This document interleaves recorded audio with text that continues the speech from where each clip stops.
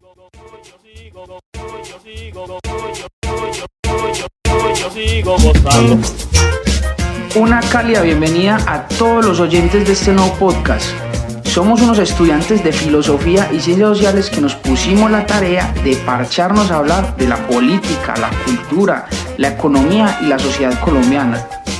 Párele bolas a esto que es interesante, escúchenos un rato, tómese su café, su pola o su agüita, analice lo que preguntamos y pregúntenos también, porque de esa manera se empieza a ser crítico de la sociedad. Esto es Café y Carreta.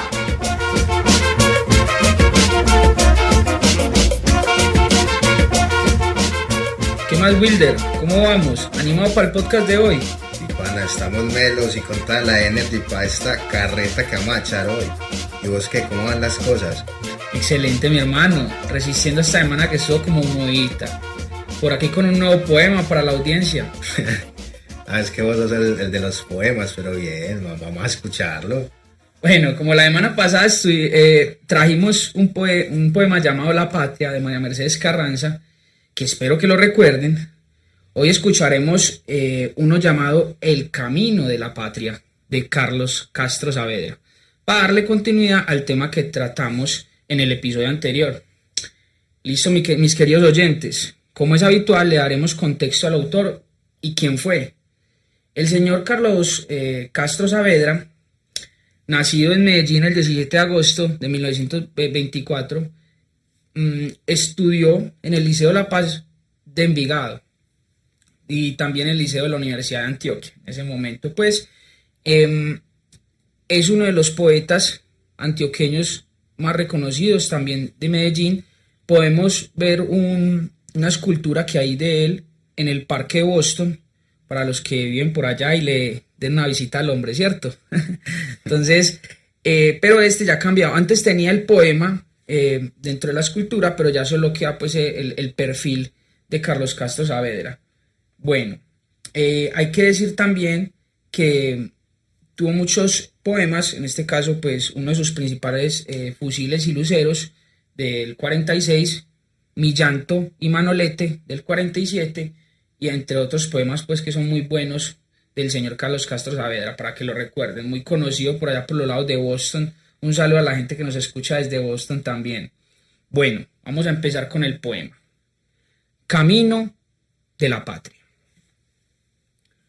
Cuando se pueda andar por las aldeas y los pueblos sin ángel de la guarda, cuando sean más claros los caminos y brillen más las vidas que las armas, cuando los tejedores de sudarios oigan llorar a Dios entre sus almas, cuando en el trigo nazca amapolas y nadie diga que la tierra sangra, cuando la sombra que hacen las banderas sea una sombra honesta y no una charca, cuando la libertad entre a las casas con el pan diario y con su hermosa carta, cuando la espada que usa la justicia, aunque desnuda, se conserve casta, cuando reyes y siervos junto al fuego sean de amor y de esperanza, cuando el vino excesivo se derrame y entre las copas viudas se reparta, cuando el pueblo se encuentre con sus manos, teja él mismo sus sueños y su manta,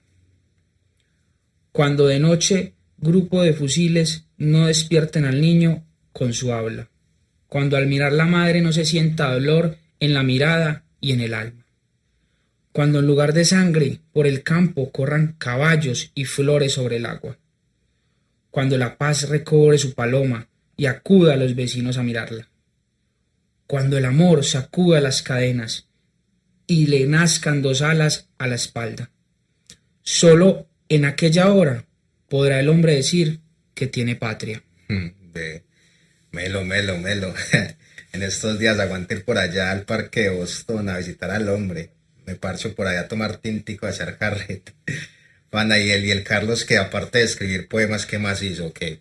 Bueno, pues el hombre también escribía para revistas, escribió la letra de los himnos de muchas instituciones como la Universidad Gran Colombia de Bogotá, la Universidad de Medellín, el Ingenio Río Paila del Valle del Cauca, al igual que el himno de cooperativismo colombiano.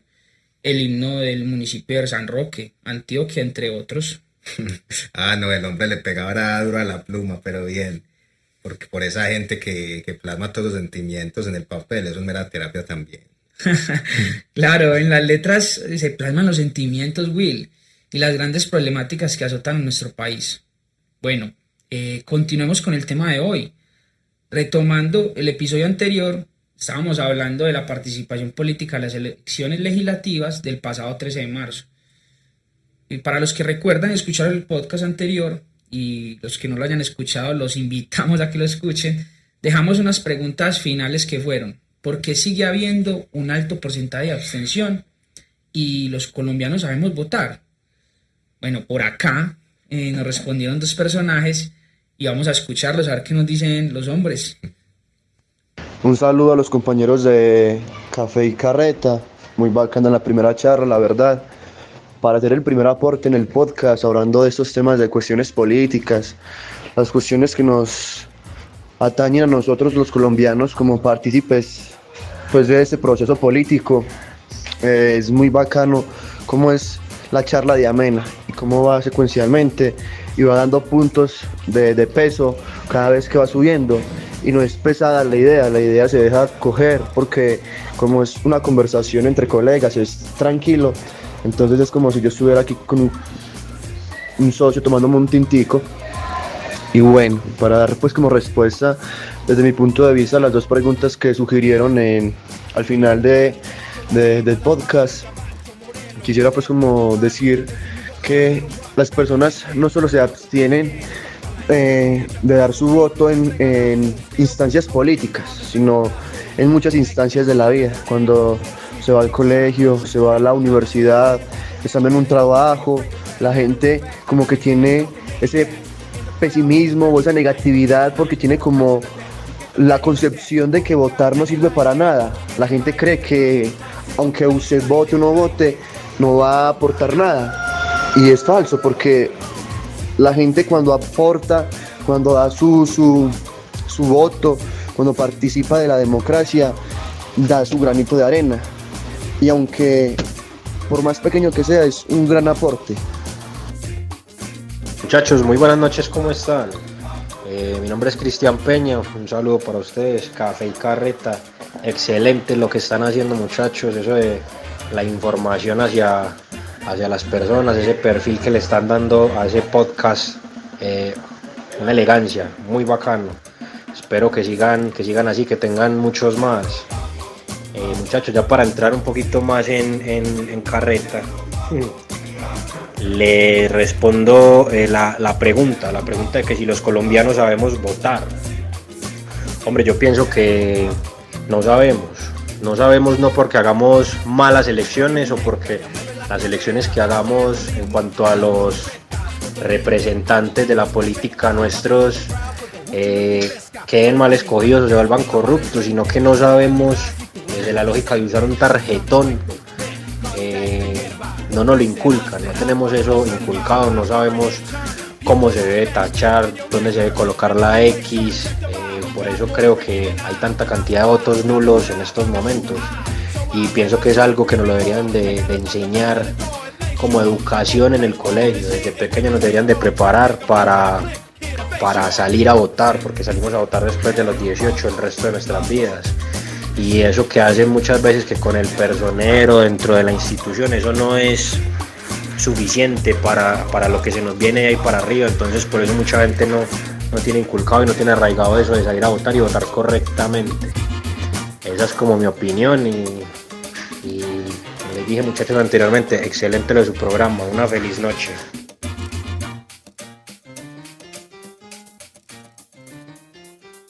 Bueno, vamos a describir a los compañeros. Por un lado, en el primer audio tenemos al señor Ronald David Zapata Pantiño. Es un estudiante de la licenciatura en Ciencias Sociales de la Universidad Autónoma Latinoamericana. Se encuentra entre el quinto y sexto semestre.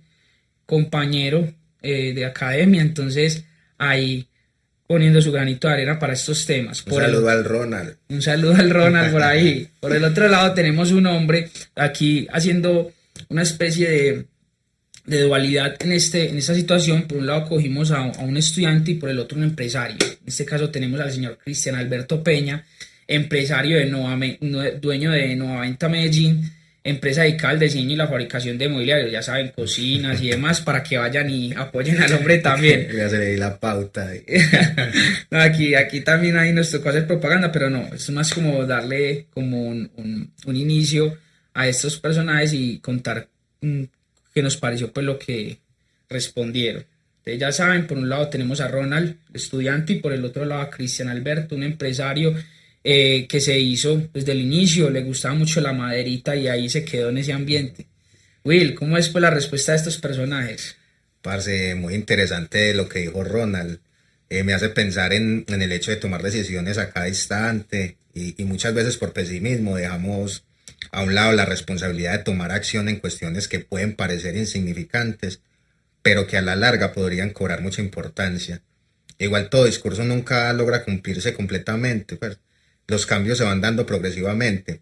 Habrá que estar pendientes pues, de no desviarnos del camino. Más adelante sería bueno hablar de los ideales y de no resaltar tanto a los representantes. Y en cuanto a Cristian, pues tiene razón en enseñar pues, a votar del colegio, que no se limite al ejercicio de escoger personerías, sino que se hagan demostraciones de cómo utilizar los tarjetones. Y aparte, el diseño de estos debería ser más neutral también.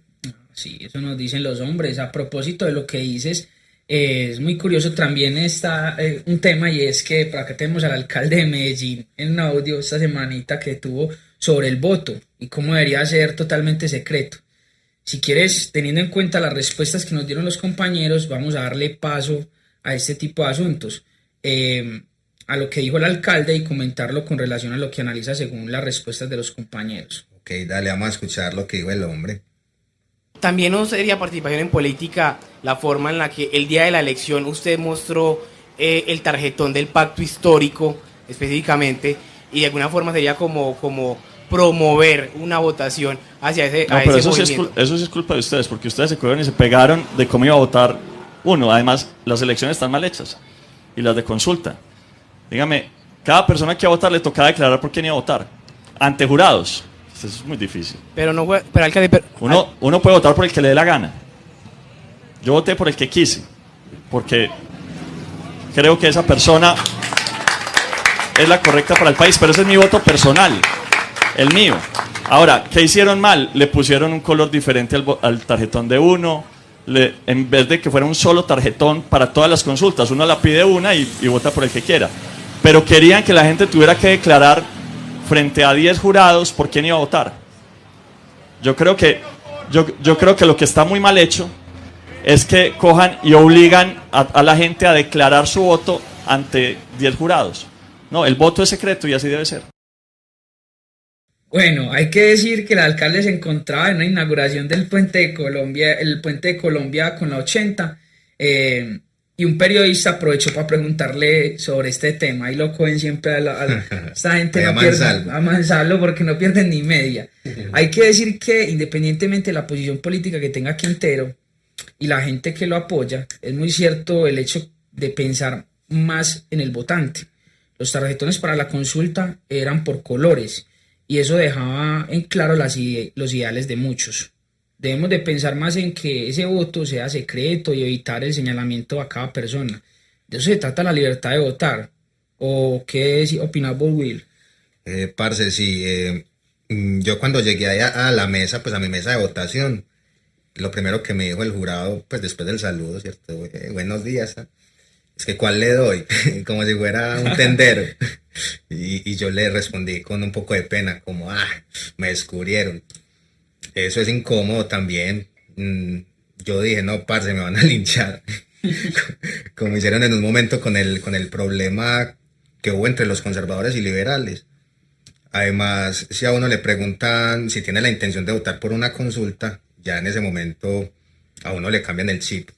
Uno ahí mismo se timbra, como así consulta, mejor dicho. Uno termina haciendo otra cosa al final cuando sale a votar. Eso es cierto, Will.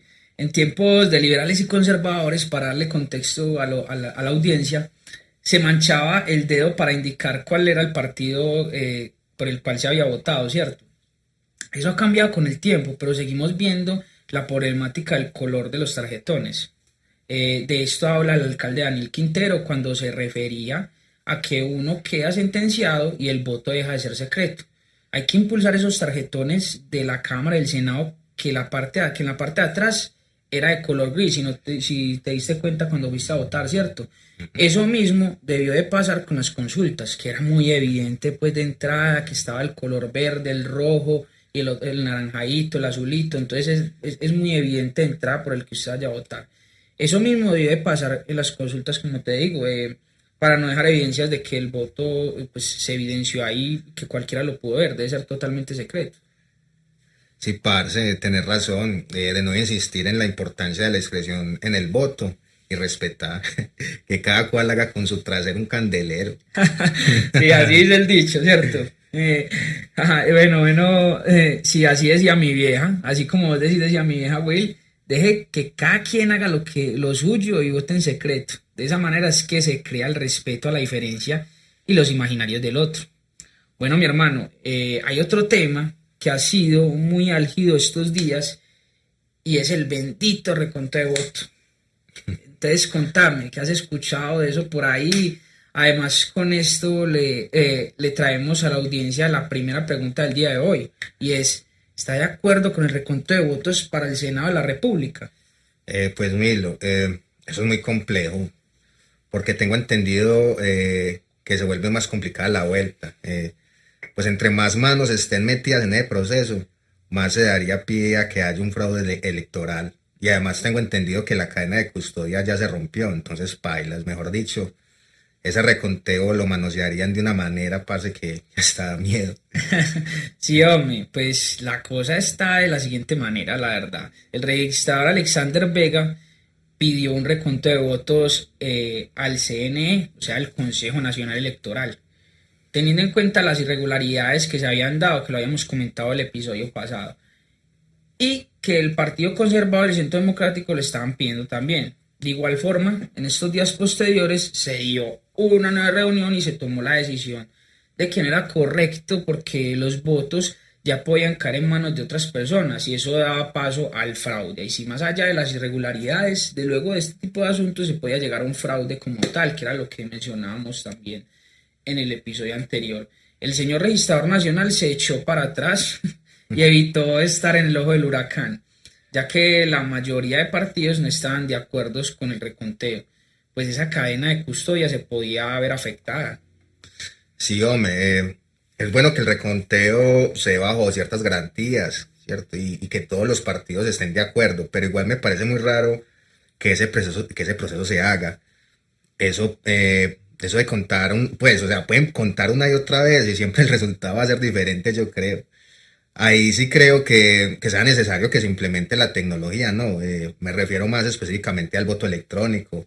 ¿Qué piensas de eso? ¿Será viable que eso se implemente en Colombia o qué? Bueno, ahí vamos llegando al asunto y es lo que muchos se preguntaban en estos días. Hombre, ¿por qué no se implementaba el voto electrónico en Colombia? Debemos decirle a los oyentes y a todos los que nos acompañan, en especial los colombianos, que la Corte Constitucional tiene en sus manos aprobar el nuevo Código Electoral que establece una serie de cambios para las elecciones y uno de ellos tiene que ver con el voto electrónico. Pero según algunos magistrados del Alto Tribunal, el tiempo no daría para que la Corte dé respuesta a la solicitud que hizo la registraduría. Eso quiere decir que para estos comicios legislativos y presidenciales no se implementará el voto electrónico. Pero para la de alcaldes y gobernadores de entre 2 añitos, posiblemente tengamos las primeras elecciones con voto electrónico. Parce, pues amanecerá y veremos. Claro que eso del voto electrónico también implicaría otros aspectos logísticos y de control tecnológico. Ojalá todo sea para mejorar, ¿cierto? Bueno, aquí les dejamos la pregunta a nuestros queridos escuchas también. ¿Qué opinión tienen acerca del voto electrónico? Si es viable su implementación en Colombia. Y Milo, ¿cómo es el panorama ahí?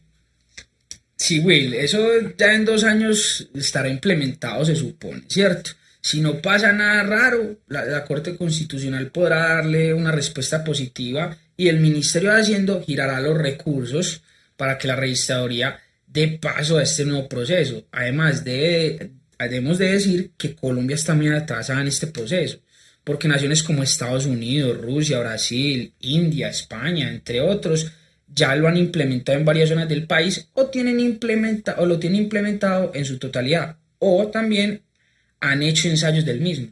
Es que sí, parce, estamos muy atrasados, hermano, y hablando de otros países, en el episodio anterior no mencionamos la participación de nuestros compatriotas en el exterior.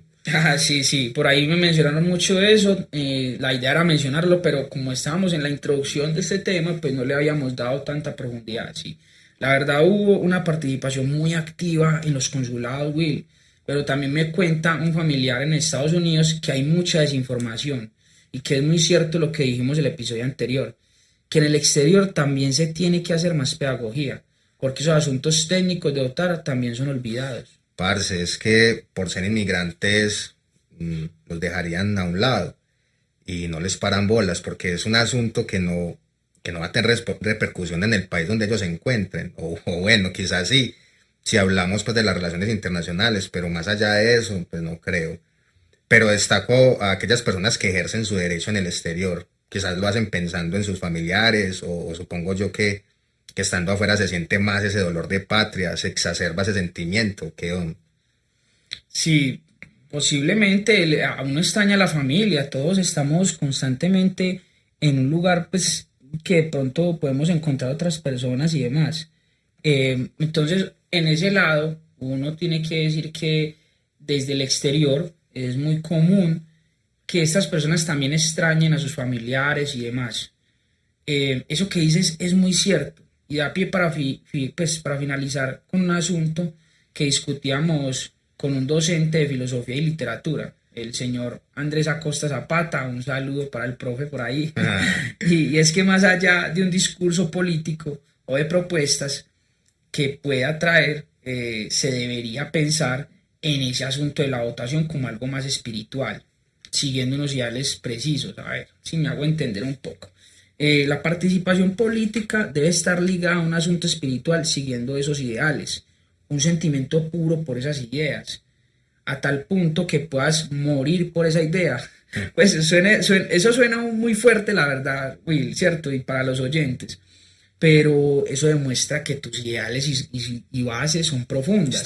Están firmes y que en verdad crees pues tiene una creencia fiel por aquello que vota o sigue, ¿cierto? Es un asunto para mí de estilo de vida, que está ligado a esos ideales políticos que pueden servir para la vida y para la sociedad, obviamente sin tener que pasar por encima del otro, que es lo que hemos insistido también. Parce, eso suena muy bonito, sí. Un saludo ahí para el profe que nos escucha. Sí, yo me acuerdo, como él decía, que yo creo cuando veo a unos jóvenes sentados con una guitarra haciendo música, o cuando veía pues a una persona parchada en un parque escribiendo poesía. Eso es un espíritu que se logra captar a través de esos actos tan sencillos, pero que nos dan esperanza. Por eso es fundamental encaminar nuestros pensamientos y acciones hacia unos ideales en específico que nos hagan creer en algo. De ahí proviene una espiritualidad política y social. Como dice pues al principio de la canción de Willy Colón, que me gusta mucho, ¿qué será? Dice así, yo creo en muchas cosas que no he visto, y ustedes también lo sé. No se puede negar la existencia de algo palpado, por más etéreo que sea. No hace falta exhibir una prueba de esencia de aquello que es tan verdadero. El único gesto es creer o no. Algunas veces hasta creer llorando. Genial. ¿Qué será? ¿Qué será? Genial, eso se nos puso a cantar el Will aquí. Por ahí los que sepan, también tiene una banda el señor Wilder, los Monkeys, tiene 2 banditas por ahí. El hombre, para que también lo sigan, lo mencionaremos también cuando sea el tema pues de la música y el arte en Colombia, podemos hablar de ese tema.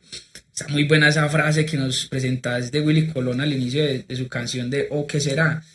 Siguiendo ese sentido del espíritu que percibimos, pero que aún no seguimos con certeza y convicción. Bueno, Will, para finalizar, quiero traerles una cita, teniendo en cuenta justamente este temita también que hiciste, Will, y esta situación del espíritu político una cita del señor Henry David Thoreau, el autor, en su texto Desobediencia Civil, que tiene que ver con esto de la política como algo espiritual y la importancia que tenemos en un Estado. Bueno, dice así la cita del señor Thoreau: ningún Estado podrá jamás ser realmente libre e ilustrado, sino hasta que reconozca al individuo como un poder superior e independiente, del que se deriva su propio poder y autoridad, y lo trate en consecuencia. Esto muestra la importancia de cada individuo y cómo es el espíritu político. Bueno, para darle también contexto a la gente, Henry David Thoreau, nacido en Concord, Massachusetts, en 12 de julio de Era un loquito, no, para mí es un genio, pero sí, todos los genios tienen algo de locos también allí.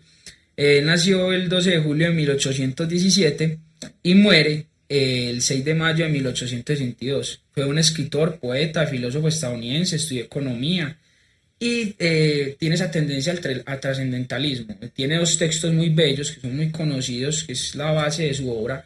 Por un lado, Walden, de la vida sobre los bosques, Walden, para que se lo lean también los que tengan tiempecito, y una obra muy notable que es La Desobediencia Civil, de donde sacamos pues esta cita. El hombre fue naturalista, el tipo se fue 2 años para escribir el Walden, se fue por allá al bosque 2 años y empezó a analizar todo eso desde una perspectiva más experiencial. Bueno, él se quería alejar como de todas estas cuestiones que representa también la parte urbana, que no es tan mal, pero que él también sentía un poco agobiado por todo eso.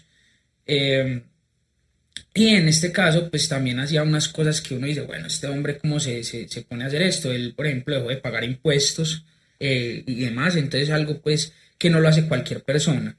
Hay que decir también que este espíritu político está lleno de ideas determinadas a la conformación de un Estado también. O sea, hay que analizar a profundidad ese tema, Wilder, diciendo que justamente este tipo de espíritu político e ideológico que deberíamos de tener todos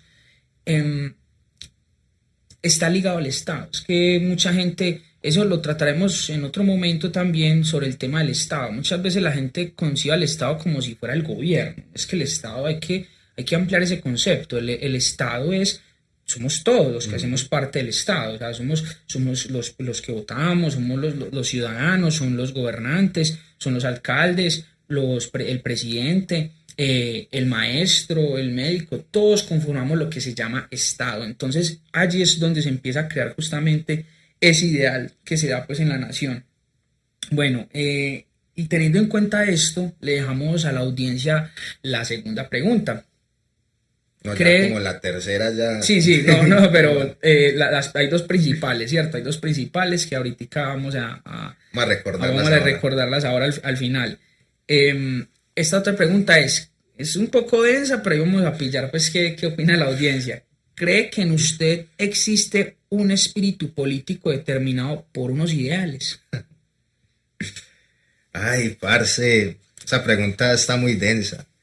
Esperemos que la audiencia pueda, más que responderla, pueda meditar acerca de eso.